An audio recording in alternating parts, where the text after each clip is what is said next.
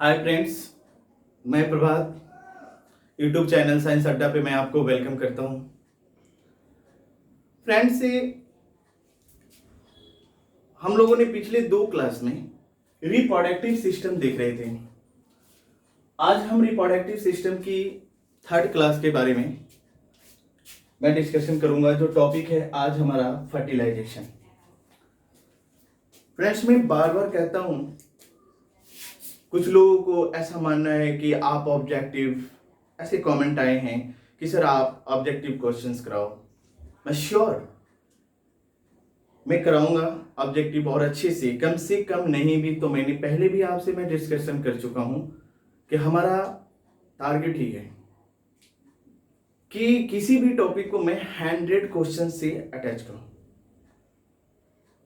जितने भी प्रीवियस हों, आने वाले जो क्वेश्चंस हैं, उस लेवल की बातें करूं मैं। बस थोड़ी सी पेशेंस की जरूरत है फ्रेंड्स, ताकि मैं आप लोगों को थियोरिकली देना चाहता हूं। वन लाइनर में कभी भी मैं इंटरेस्ट नहीं रखता। कुछ लोगों को ऐसा मानना है कि मैं वन लाइनर पढ़ लिया काफी हो गया।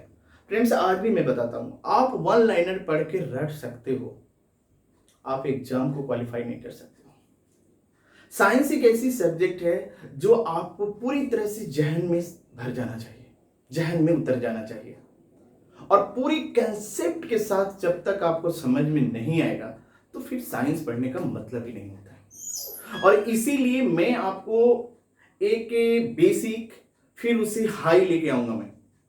मैं बार बार यही बातें कहता हूं कि मैं हाई लेके आऊंगा। जब मैं हाई लेवल लेके आऊंगा तो उस समय आप खुद अपने आप में क्वेश्चन क्रिएशन करना सीखोगे। मैं बताऊंगा कि किसी टॉपिक से क्रिएशन कैसे किए जाते हैं, उस क्वेश्चन से क्रिएशन, टॉपिक से क्रिएशन करके कैसे ऑप्शन सेट किए जाते हैं।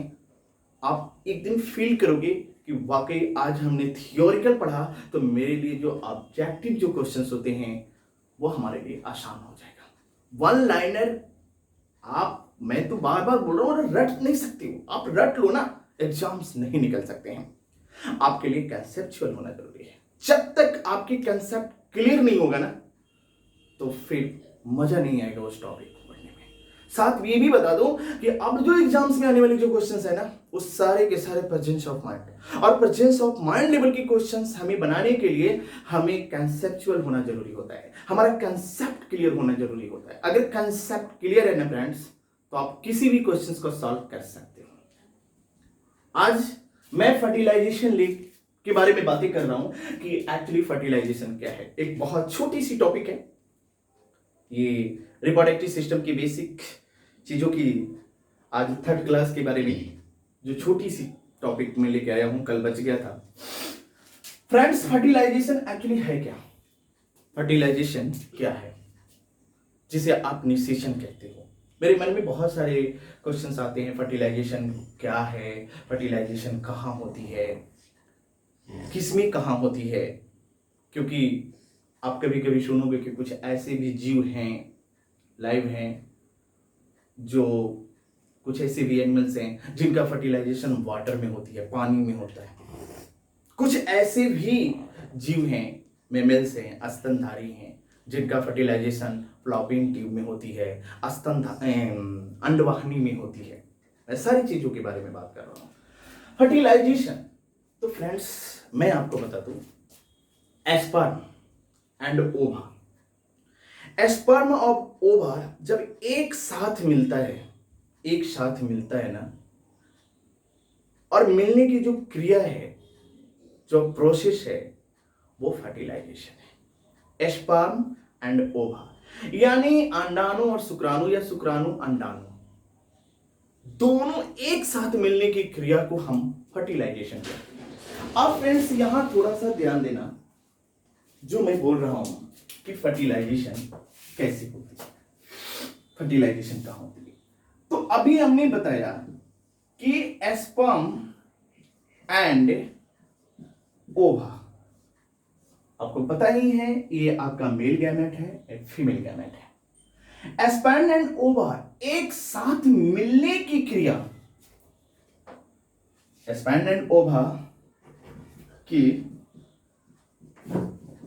मिलने की क्रिया को निषेचन कहते हैं। फ्रेंड्स, आप इसको सिंपल भाषा में ये भी कह सकते हो, the mixing of sperm and ova, the mixing of sperm and ova is called fertilisation, is called fertilisation. वो फर्टिलाइजेशन कहलाता है। स्पर्म एंड ओवा के मिलने की क्रिया को निषेचन, निषेचन कहलाता है। अब एकदम सिंपल भाषा में अब बात आती है कि निषेचन जो है वो कहां होती है। निषेचन जो होती है, निषेचन सेंस ओवा और स्पर्म दोनों एक साथ कहां मिलते हैं। तो फ्रेंड्स, मैं बता दूं कि ये जो दोनों मिलते हैं ना, जहां पर निषेचन होती है उसे फ्लॉपियन ट्यूब कही जाती है। फ्लॉपियन ट्यूब, जिसे हिंदी में अंडवाहिनी कहते हैं। क्या कहते हैं फ्रेंड्स? अंडवाहिनी कहते हैं। स्पर्म और ओवा जहां दोनों एक साथ मिलती है, या सीधा सीधी ये कह सकते हो कि जहां फर्टिलाइजेशन होता है, जहां निषेचन होता है। निषेचन का मतलब तो ऑलरेडी आपने समझ गया, मतलब निषेचन कहां होती है तो फ्लॉपियन ट्यूब में होती है, यानी अंडवाहिनी में होती है। अब यहां देखना फ्रेंड्स कि अंडवाहिनी में जब उसकी निषेचन हो जाती है तो निषेचन होने के बाद वो गर्भाशय में जाता है। मैं एग्जैक्टली फिगर तो नहीं बना सकता हूं, बट समझाने की कोशिश कर रहा हूं कि ये क्या है। तो फ्रेंड्स, मैं बता दूं कि जब निषेचन हो जाती है तो वो मतलब यूट्रस में जाता है, और यूट्रस में एक झिल्ली से वो घिर जाता है। ये आपकी यूट्रस है, जिसे गर्भाशय हिंदी में कहते हो। और उसके बाद एक झिल्ली से क्या होती है, घिर जाती है। और जो झिल्ली से घिरता है उसे हम लोग प्लासेंटा कहते हैं। प्लासेंटा, जिसे हिंदी में आप आहार नाल के नाम से जानते हो। आहार नाल के नाम से जानते हो फ्रेंड्स। तो मैंने बताया कि जब फर्टिलाइजेशन हो जाती है तो वो गर्भाशय में जाता है, और गर्भाशय में एक झिल्ली से घिर जाता है। और झिल्ली से घिरने वाला जो झिल्ली होती है, उस घिरी हुई झिल्ली वो क्या कहलाती है? प्लासेंटा कहलाती है, जिसे आप हिंदी में आहार नाल कहते हो। अब बात आती है कि प्लासेंटा क्या है। मैं फिर से एक टॉपिक लेके आ रहा हूं इसी प्लासेंटा के बारे में कि प्लासेंटा क्या है। प्लासेंटा, जिसे आहार नाल कहते हो। फ्रेंड्स, मैं बता देता हूं कि प्लासेंटा कितने इंपॉर्टेंट है, प्लासेंटा का फंक्शन क्या है, उसका कार्य क्या है। फ्रेंड्स, मैं छोटी सी बातें कहूं कि जब बच्चा एक जन्म लेता है ना, जब एक बच्चा जन्म लेता है, जब इस दुनिया में आता है ना, तो उसे लालन पोषण, भरण पोषण करने उसकी मां करती है। लेकिन जो मां अपने गर्भ में एक बच्चा उसकी पल रहा हो, उसका लालन पोषण कैसे होता होगा, उसका पोषण कैसे होता होगा, आपने कभी सोचा? तो वो जो पोषण करने का जो काम करती है, एक्सक्रीशन करने का काम करती है, पोषण एंड उत्सर्जन। ठेठ भाषा में जैसे मैं आपको समझा दूं कि बच्चे, जैसे प्रैक्टिकली आप लोगों ने, हमारे घर में सभी बच्चे होते हैं, हम भी एक दिन बच्चे थे। तो मां का पोषण, मां क्या करती थी? हमें दूध पिलाती थी, हमें मिनरल्स जो हमारी जरूरत होती थी वो देती थी। हमारे जो वेस्टेज मटेरियल जो हमारे बॉडी से, वो उस समय ऑर्गन्स जो है रिलीज करना शुरू कर देती थी। माँ उसे साफ करके, वेस्टेज मटेरियल जो हमारा मलमूत्र के रूप में होता था उसे साफ करके वो फेंक देती थी। मतलब माँ एक तरफ से दूध भी पिलाती है और हमारे बॉडी से निकलने वाले वेस्टेज मटेरियल को वो साफ करके वो फेंकती है। माँ कब? जब हम जन्म लेते हैं। ठीक, मैं आज उसी तरह उसी प्रोसेस के जरिए मैं समझाना चाह रहा हूं कि प्लासेंटा, जब बच्चा गर्भ में पल रहा हो ना, तो उसके लिए मां कौन होती है? प्लासेंटा होता है। हाँ फ्रेंड्स, मां का रक्त बच्चों तक पहुंचाना, पोषक तत्व, मिनरल्स, वाटर, जितने भी बच्चे की जो रिक्वायरमेंट होती है ग्रोथ करने के लिए, इस सारे पोषक तत्व को गर्भाशय तक पहुंचाने का जो काम करता है वो प्लासेंटा करता है। और ये जो पोषक तत्वों को जो गर्भाशय तक प्लासेंटा पहुंचाती है, इसे पोषण कहा जाता है। पोषण, हिंदी में बात करूं तो पोषण, पोषण फ्रेंड्स, इसको हिंदी में पौष्टिक कहते हैं। पौष्टिक पौष्टिक करने का काम जो गर्भाशय में बच्चों को जो करता है वो कौन करता है? पौष्टिक करने का काम करता है, जो पोषक तत्वों को पहुंचाने का जो काम करता है, पोषण करने का काम करता है, वो कौन करता है? प्लासेंटा करता है। अब यहां देखना फ्रेंड्स, अब बच्चे की बॉडी से जो मल मूत्र के रूप में जो वेस्टेज मटेरियल जो रिलीज होता है, अब वो तो गर्भाशय में ही नहीं रहेगा। इस वेस्टेज मटेरियल को इसे बाहर करने का भी काम, गर्भाशय से बाहर करने का भी काम, यानी हम कह सकते हैं उत्सर्जन, यानी जिसको इंग्लिश में हम एक्सक्रीशन कहते हैं, उत्सर्जन करना। जैसे मल मूत्र हुआ, यूरिया को गर्भाशय से बाहर करना, ये किसका काम है? प्लासेंटा को। गर्भाशय तक बच्चों को पोषक तत्वों को ले जाने का काम कौन करता है? आपका प्लासेंटा करता है। इसीलिए कभी एग्जाम में पूछा था कि एक गर्भ में पल रहे बच्चों का पोषण एंड उत्सर्जन, यानी पॉस्चर एंड एक्सक्रीशन जो कार्य करती है वो कौन करता है? तो वो है फ्रेंड्स प्लासेंटा। तो प्लासेंटा का ये काम है, इतनी इंपॉर्टेंट है। वो पॉस्चर भी करती है, एक्सक्रीशन भी करती है, पोषण भी करती है, उत्सर्जन भी करती है, दोनों काम करती है। और प्लासेंटा हमारे लिए सबसे इंपॉर्टेंट होता है। अब यहां पर देखना फ्रेंड्स कि मैं जो बताने जा रहा हूं उस पर थोड़ा सा ध्यान देना। अब कहता है कि प्लासेंटा के बारे में तो आप लोगों ने देख लिया कि प्लासेंटा का फंक्शन क्या है, प्लासेंटा कैसे कार्य करती है, इसीलिए उसका पॉस्चर एंड एक्सक्रीशन दोनों काम करती है। कौन? प्लासेंटा करती है। यानी पोषण एंड उत्सर्जन का काम जो करती है वो कौन करती है? वो आपका प्लासेंटा करती है। अब ध्यान से सुनना, हम इसमें जब लंबे ड्यूरेशन वाली क्लास में आएंगे तो उसमें हम ये चीज को चर्चा करेंगे कि एक्चुअली प्लासेंटा का और क्या कैरेक्टर है, उसकी लक्षण क्या है, उसकी फंक्शन और सा क्या है। तो फ्रेंड्स इस पे छोटा सा मैं आपको बता दूं कि इसकी एक्चुअली है क्या।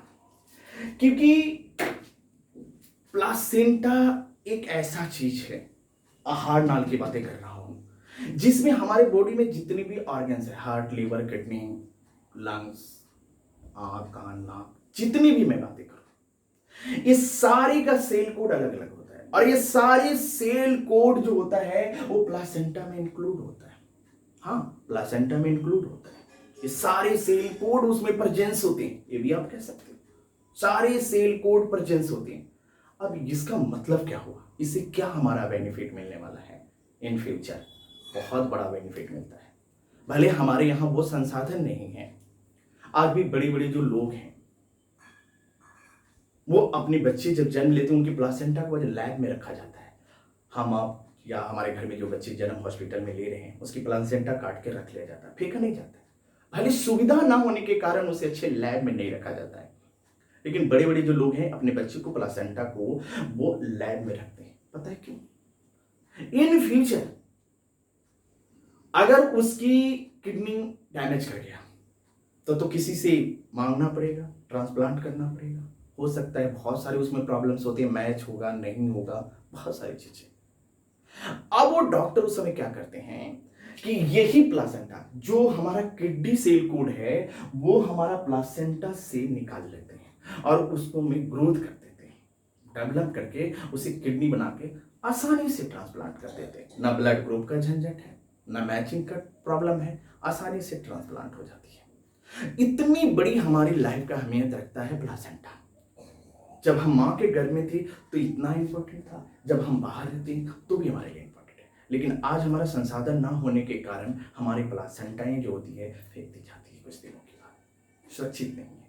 लेकिन बड़े बड़े जो आज लोग हैं वो अपने बच्चे की प्लासेंटा को आज भी लैब में सेव रखते हैं। अब यहां ध्यान से सुनना फ्रेंड्स, एक चीज, ये तो प्लासेंटा की बातें थी। अब यहां देखना, इसमें आता है कि एमिनोसेंटोसिस,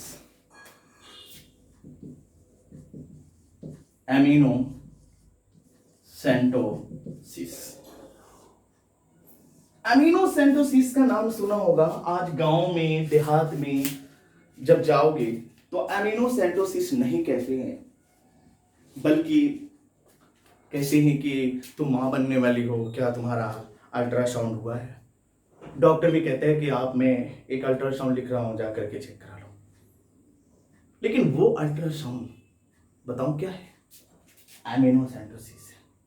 अब तो आपको समझ में आ रहा होगा कि एमिनोसेंटोसिस एक टेस्ट है, एक जांच है। कैसी जांच है, किस तरह की जांच है?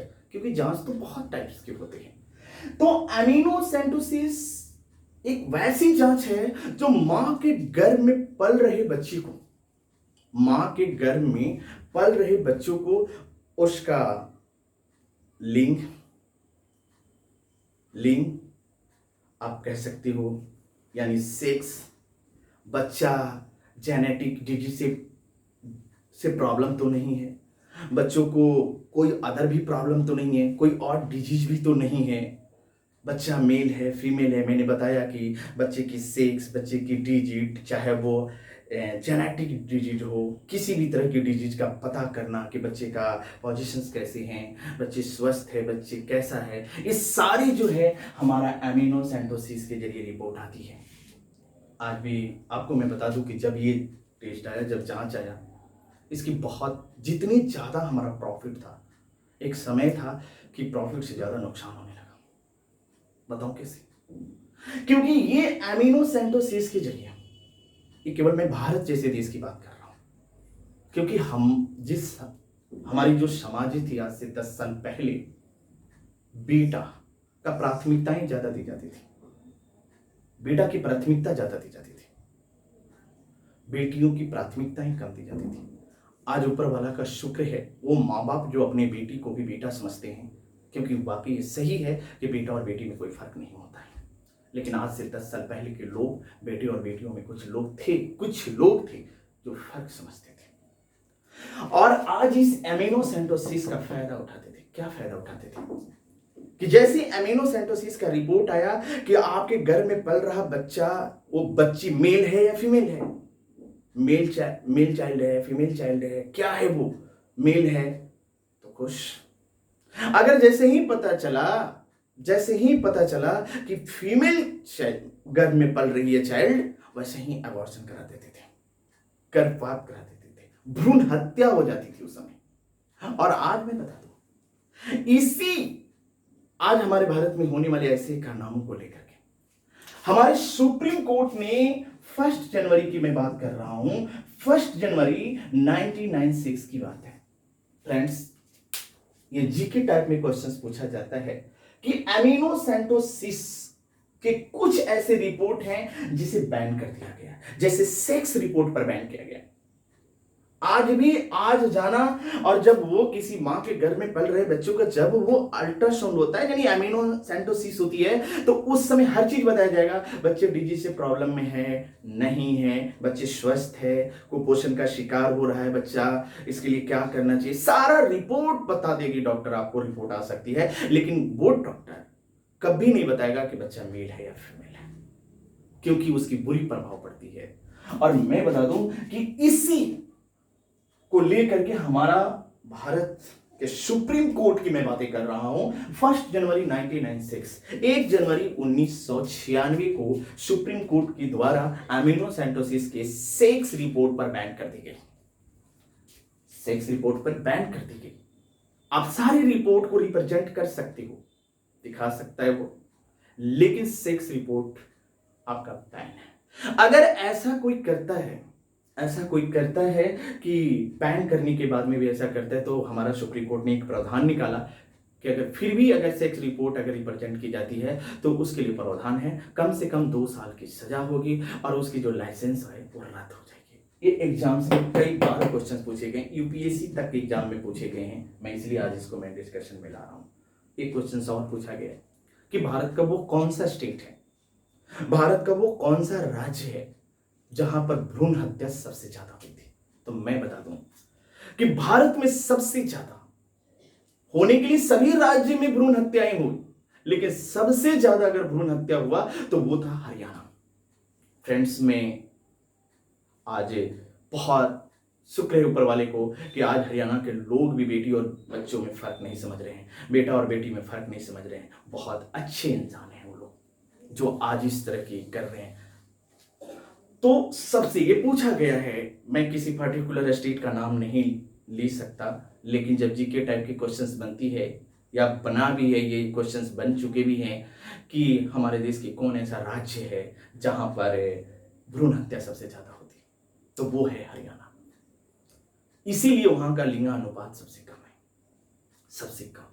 अगर कहीं भारत में, अब तो बहुत अच्छा हो गया है क्योंकि लोग जैसे जैसे शिक्षित हो रहे हैं वैसे वैसे समझदारियां उनमें आ रही है और आज इस चीजों को समझ रहे हैं। आपको ध्यान में रखना कि हमारे जितने भी बेटी हैं उनको स्पोर्ट में सबसे ज्यादा प्रोत्साहन देने अगर हमारी सरकार देती है, ऐसे तो सभी राज्य को देती है लेकिन सबसे ज्यादा हरियाणा राज्य को देती है। कुछ दिन पहले की बात बता रहा हूं, जब हमारे माननीय प्रधानमंत्री नरेंद्र मोदी ने बेटी बचाओ बेटी पढ़ाओ, इन्होंने भी हरियाणा से ही शुरुआत किया था। आज मैं गर्व करता हूं हरियाणा जैसे राज्य, और उससे ज्यादा हरियाणा की उन बेटियों को मैं सलाम करता हूं जो आज भी स्पोर्ट मामले में, खिलाड़ियों में मेडल लेने में आज भी सबसे आगे हैं। और वो अपनी एक कदम से कदम मिला करके आज हमारे हर साथ में, चाहे वो साइंस के एरिया, साइंटिस्ट के एरिया हो, वैज्ञानिकों की बातें करूं, डॉक्टर की बातें करूं, इंजीनियर की बातें करूं, आज हरियाणा की बेटी भी आज हमारे लड़कों से कम नहीं है, आज वो आगे बढ़ रहे हैं। तो फ्रेंड्स, एमिनोसेंटोसिस, ये थी हमारा एमिनोसेंटोसिस। एमिनोसेंटोसिस से एक दो क्वेश्चंस हमेशा आ जाते हैं कभी कभी पूछने के लिए। तो फ्रेंड्स, ये आपकी बेसिक चीजें थी जो आपको हम रिप्रोडक्टिव सिस्टम का ये आपको दिया, बेसिक चीजें।